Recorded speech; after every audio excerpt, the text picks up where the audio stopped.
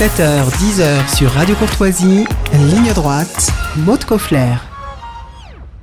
Laurence Trochu, bonjour. Bonjour Maude Koffler. Vous êtes présidente du mouvement conservateur depuis 2018 et parti allié du parti Reconquête depuis les élections présidentielles. Première question assez directe. On vous a vu en bonne place dimanche durant le meeting de Marion Maréchal et d'Éric Zemmour. C'est le signe que vous êtes également en bonne place sur la liste ? Eh ben, écoutez, je suis pas là pour vous annoncer un scoop. Bien sûr que cette campagne européenne, je veux la vivre parce que les conservateurs ont quelque chose à y dire, quelque chose à y porter. Je pense notamment sur l'enjeu démographique qui secoue l'Europe et qui est le pendant finalement du défi de l'immigration. Parce que certains finalement font le choix d'une immigration pour pallier la faiblesse démographique et ce sont ceux-là même qui ont contribué à détruire toutes les politiques familiales.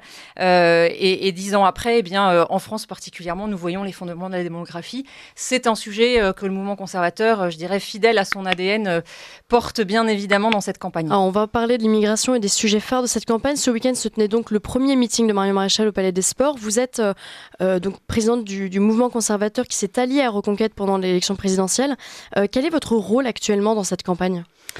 Notre rôle aujourd'hui, il est de faire vivre le mouvement conservateur déjà, parce que après une campagne présidentielle, eh bien, nous avons appris à travailler avec nos alliés et dans les fédérations, c'est comme ça que cela se vit. Et puis, nous avons toujours cette particularité au mouvement conservateur de enraciner notre action politique dans la réflexion.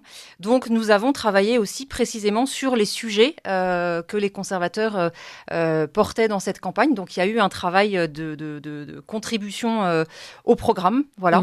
Et puis, chaque étape de la campagne, évidemment, nous la mènerons aux côtés de Marion Maréchal et de son équipe. Alors, Marion Maréchal a privilégié un axe anti-islamisation lors de son discours comme première menace à la civilisation française, européenne et chrétienne. Vous en parliez. Elle a également évoqué le lancement de cette opération Grand Dévoilement, 100 jours pour prouver et dénoncer l'islamisation avancée de la France et de l'Europe. C'était également le sujet phare d'Éric Zemmour durant la campagne présidentielle. Pour vous aussi, c'est l'islamisation, l'immigration, ce sont les sujets les plus importants à traiter aujourd'hui ? Ce sont des sujets de civilisation, effectivement, puisque, vous savez, je me dis toujours, quand des immigrés, qu'ils soient légaux ou illégaux, arrivent en France, qu'est-ce qu'ils trouvent ? Ils trouvent l'affiche des JO. Une affiche des JO sur laquelle on ne voit plus ni l'État, le drapeau a disparu, ni le sacré, la croix a disparu.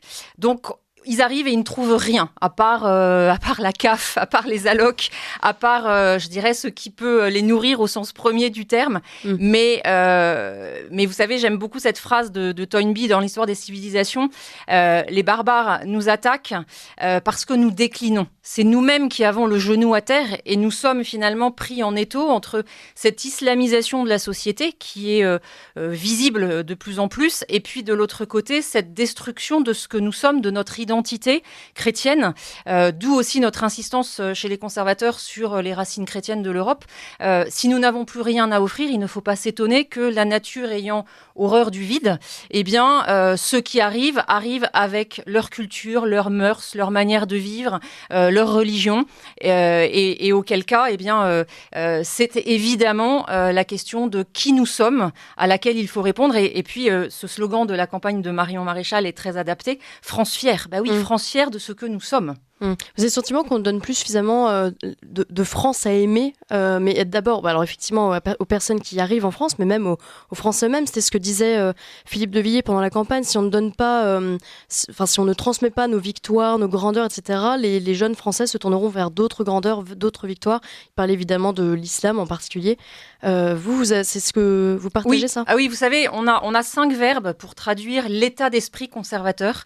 Recevoir ce patrimoine historique et ce patrimoine naturel, aimer, et je pense qu'aujourd'hui c'est certainement un des verbes le plus malmené, améliorer, parce que nous ne sommes pas là pour rester coincés dans le passé, et je pense que les conservateurs ne vivent pas dans la nostalgie, c'est simplement leur volonté de transmettre ce qui est éternel. Voilà.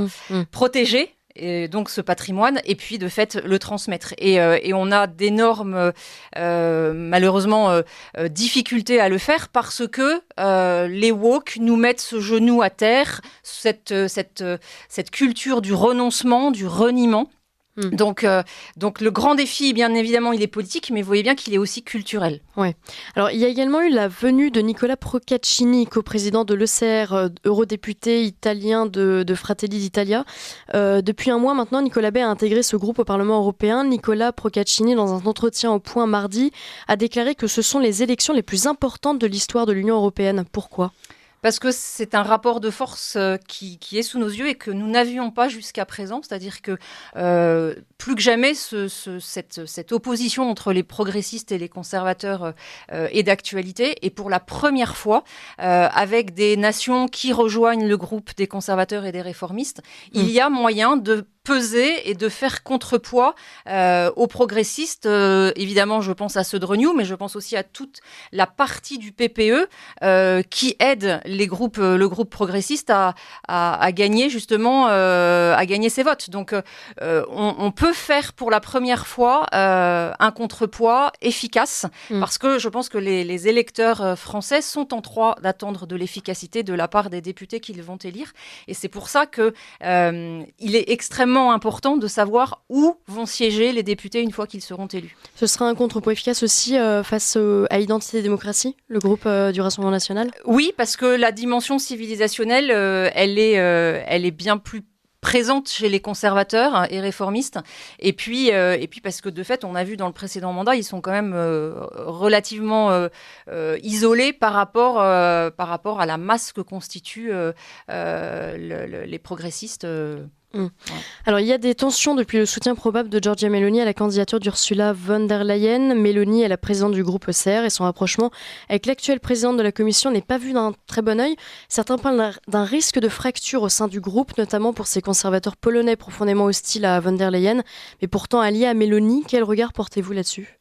Je pense que Madame Meloni, elle a vécu ces derniers mois quelque chose de douloureux, une sorte de trahison des institutions européennes, notamment face à l'immigration à laquelle son pays est confronté. Elle cherche une solution efficace, mais la réponse, elle est surtout dans l'appui que justement l'Europe peut lui apporter pour régler chez elle les problèmes qui sont les siens. Et si précisément le groupe des conservateurs est suffisamment fort, s'il est suffisamment puissant, Madame Meloni n'aura pas besoin, en fait, d'un rapprochement avec Madame von der Leyen. Alors, pour en terminer avec ce sujet-là, pour revenir à la politique de Giorgia Meloni, Jean-Frédéric Poisson a publié chez Boulevard Voltaire une tribune assez virulente contre sa politique de soutien à von der Leyen. Il dénonce un assouplissement de son discours qui a pu être ferme de prime abord, notamment sur les questions migratoires, mais aussi sociétales. Vous avez lu cette tribune ? J'ai lu cette tribune avec tristesse, j'avoue, avec tristesse, parce que j'aimerais bien savoir quelle est l'autre solution que préconise Jean-Frédéric Poisson s'il ne se contente pas de ce groupe des conservateurs. D'abord, on n'a jamais nié le fait qu'il y avait pas des accords sur toute la ligne parce que vous savez le politique, c'est l'art du meilleur possible. Oui. Hein. Donc donc on n'est pas dans un monde idéal où tout cocherait toutes les cases. Simplement, il y a aujourd'hui un socle suffisant avec les conservateurs européens pour considérer que nous serons en mesure de porter la ligne que nous défendons au niveau français. Vous avez échangé avec Jean-Frédéric Poisson ? Vous lui avez dit ? Nous avons échangé, je le lui ai dit. Le Rassemblement national aussi est en pleine campagne européenne. La semaine dernière, ils ont maintenu leur vote en faveur de la constitutionnalisation de l'IVG à l'occasion du congrès réuni à Versailles par Emmanuel Macron.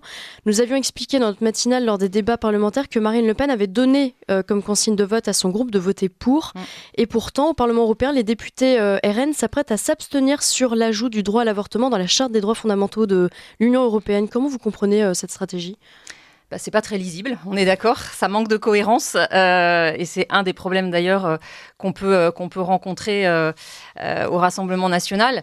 Moi je suis triste aussi de voir que finalement l'Europe, enfin les institutions européennes se saisissent d'un sujet qui devrait rester propre à chaque nation. Mais j'ai bien vu effectivement que toutes les directives soi-disant non contraignantes au niveau européen, elles sont quand même là pour insuffler, je dirais, un état d'esprit. Et dernièrement, d'ailleurs, je lisais un rapport porté par Madame Sophia in 't Veld qui va complètement dans ce sens, c'est-à-dire qui insiste sur la nécessité de développer l'avortement comme droit fondamental dans chacune des nations, développer les politiques LGBT également, tout ça sous couvert de bons sentiments, de droits des minorités.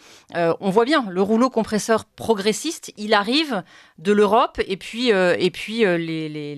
les gouvernements, le gouvernement français s'en saisit bien évidemment puisque tout ça est la preuve de son impuissance. Vous voyez bien, c'est parce qu'il est incapable de prendre des mesures efficaces sur les vrais sujets des Français. Je pense à la sécurité, je pense à l'éducation, je pense bien évidemment au pouvoir d'achat qui est étouffé par les taxes et les impôts, on donne des gages, on se satisfait de peu. Hier, c'était l'avortement dans la Constitution, demain, ça va être l'euthanasie. Donc, il y a cette obsession de la mort du début de la vie à sa fin. Alors, il y a eu un autre vote cette semaine à l'Assemblée nationale sur lequel le Rassemblement national a décidé de s'abstenir. Il concerne l'Ukraine. C'était mardi soir. Il s'agit du vote sur l'accord bilatéral de sécurité entre Paris et Kiev. Le RN s'est abstenu. Qu'auriez-vous voté, vous, Laurence Trochu ?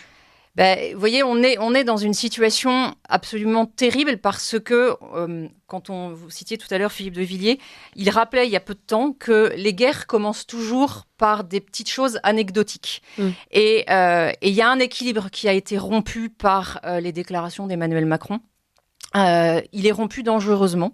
Donc, bien évidemment que le soutien à l'Ukraine, il est évident, mais quel soutien à l'Ukraine. Et là, le danger, en fait, c'est que les affirmations d'Emmanuel Macron, les déclarations d'Emmanuel Macron arrivent les unes après les autres. Et vous savez, une goutte d'eau, ça ne fait jamais déborder qu'un vase plein. Et moi, je crains qu'aujourd'hui, toutes les interventions d'Emmanuel Macron, quelle qu'en soit la forme, viennent remplir ce vase jusqu'au point où la goutte d'eau va le faire déborder. Et on a vu d'ailleurs la réaction de Vladimir Poutine. Et la France, finalement, elle rompt dans ces débats actuels, elle rompt son rôle d'équilibre. Et le piège aussi est que toute parole qui appelle à la paix, ça devrait être le rôle de la France d'appeler à la paix. Toute parole qui appelle à la paix est systématiquement interprétée comme une parole pro-russe. C'est-à-dire que dès lors qu'on n'est pas à fond derrière le gouvernement avec ses propositions pour l'Ukraine, on est taxé d'être pro-russe. Je pense que l'abstention du Rassemblement national s'explique de cette manière-là, étant donné le passif qu'ils ont. Ils n'ont pas voulu prendre de risques, on va dire, mais c'est vrai qu'on peut leur reprocher d'avoir perdu aussi peut-être de cette capacité à dire les choses et à dire la réalité. Mais quel est le but, quel est l'intérêt pour Emmanuel Macron de prendre de tels risques, de faire de telles déclarations presque compulsives? On ne comprend pas bien en fait. Ce costume de chef de guerre qu'il essaye d'endosser à chaque fois qu'il est en difficulté sur la scène nationale. On l'a vu pendant le Covid, il était le chef de guerre. Il nous a refait le coup pendant la présidentielle. C'est moi ou le chaos, c'est moi qui vais garantir la sécurité dans un contexte géopolitique compliqué. Et ben, il recommence. Alors, Laurence Trochu, je vais vous faire écouter un grand moment de l'histoire politique française et je voudrais vous faire réagir juste après. Écoutez. Ndja, ndja. J'aime bien Ndja, j'aime bien Doudou, j'aime bien SMS, j'aime bien hyper, voilà. Il y a du rythme, il y a de la vitalité. Il s'agit de la ministre des Sports et des Jeux Olympiques et Paralympiques, Laurence Trochu. Vous aimez Djadja et Doudou? Je pense qu'il y a un mot qui résume malaisant, quoi. Enfin, voilà, on est gêné de se dire que c'est une ministre qui s'exhibe de la sorte. comme si elle avait besoin finalement de donner des gages à cette gauche qui l'a dézinguée quand elle a appris que ses enfants étaient scolarisés dans un lycée privé catholique. Moi, je pense à ces enfants quand ils arrivent sur la cour de récréation ce matin. Oui. Qu'est-ce que vous pensez de cette potentielle participation de la chanteuse Aya Nakamura, choisie par Emmanuel Macron, pour représenter la France aux Jeux Olympiques ? Vous avez vu ce que les Français en ont dit, hein. 7 Français sur 10 estiment qu'elle ne représente pas la France, qu'elle ne représente donc pas les Français. Je pense que la première raison, c'est tout simplement qu'elle ne parle pas français dans ses chansons. Alors que, encore une fois, vous voyez, ça participe de cette logique de l'affiche des JO. On a fait disparaître le drapeau, on a fait disparaître la croix, maintenant on fait disparaître la langue française. L'affiche idéale des Jeux Olympiques, pour vous, ce serait quoi ? Ce serait une affiche qui cherche à mettre en lumière les grands symboles de notre pays, pas à les effacer. Après, moi, je suis assez ouverte sur le style que ça pourrait avoir, mais il y a des choix qui sont des lignes éditoriales aussi dans une affiche. Oui. Vous voyez ? Qu'est-ce que vous répondez à la gauche, essentiellement, qui taxe en fait ceux qui critiquent à la fois cette affiche, à la fois Aya Nakamura, de racisme, d'être anti-laïque, de toutes ces choses-là?